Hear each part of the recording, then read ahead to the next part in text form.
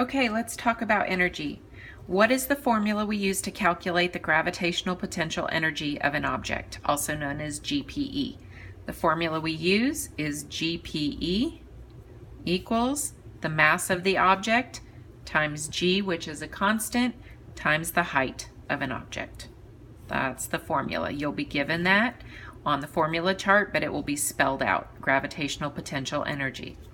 What is the formula we use to calculate the kinetic energy of an object? Kinetic energy is 1/2 times the mass of the object times the velocity squared of the object. Okay? If it's not moving, if the velocity is 0, then it has 0 kinetic energy. What is the formula we use to calculate the total mechanical energy of an object?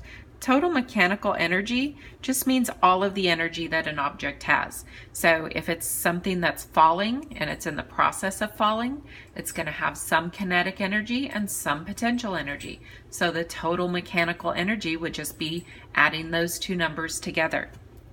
Okay, so the formula would be mechanical energy equals the GPE, the gravitational potential energy, plus the kinetic energy. Mechanical energy equals GPE plus kinetic energy. And here's an example.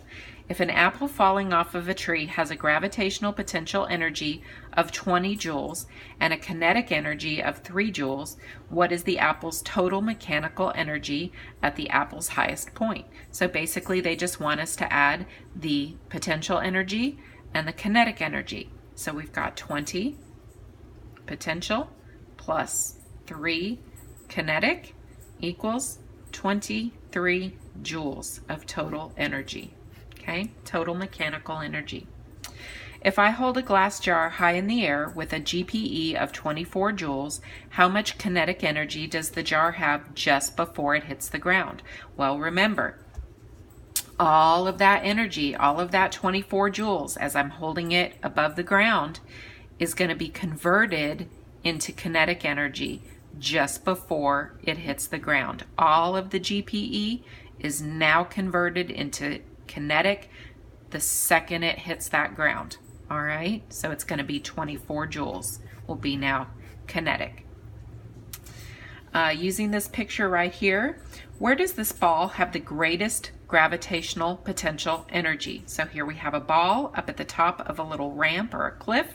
Okay, where does it have the greatest GPE? Up at the top. Okay, so we'll say at the top.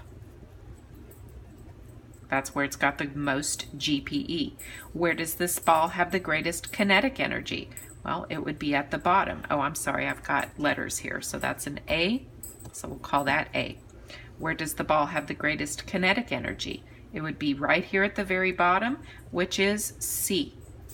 Where does this ball have the least gravitational potential energy? That's going to also be at the bottom. The GPE now is going to be 0 at the bottom. Okay, where does this ball have the least kinetic energy? That's going to be at the very top. It's not even moving yet. All right, so we would call that A. Okay, all potential, no kinetic at the top. All kinetic, no potential at the bottom. If the ball has 300 joules of GPE at the top of the cliff, how much kinetic energy does it have at the bottom of the cliff? Again, all of that GPE is now going to be converted into kinetic energy. So it's all going to now be 300 joules of kinetic energy at the bottom.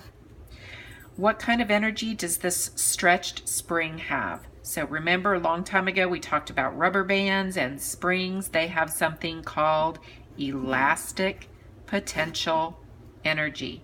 Elastic potential energy in a spring or a rubber band or a slingshot.